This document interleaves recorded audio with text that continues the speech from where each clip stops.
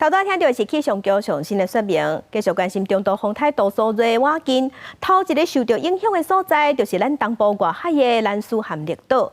伫昨暗当地已经透风落雨，若花莲一寡山区甲步道这些景点，伫今仔日嘛拢无开。若今仔日的汉光演习，包括台南、高雄、屏东的演练，拢因为风台取消啊。花莲甲台东的万安46号演习嘛取消。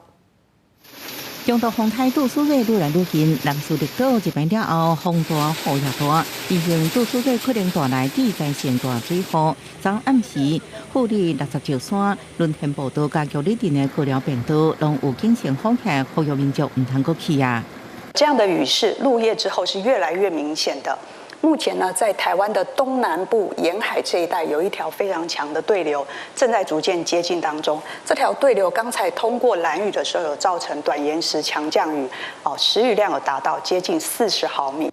国防部宣布，今日的汉光演习，国军第4作战区协区、台南市、高雄市、屏东县演练科目取消。原本今日伫花莲台东举行的万安76号演习也取消，方便在防准备工作。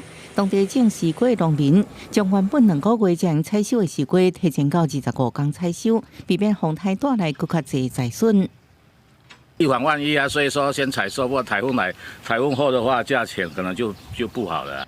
拜日下晡，东半部受风台外围环流影响开始落雨。拜三、拜四是风台上往台湾的时阵，东半部恒春半岛风雨慢慢扩大，中北部可能有一阵的风雨，爱细至强阵风。拜五早起天气依然无稳定，暗过受热带干燥影响，加做强烈风台记录无大。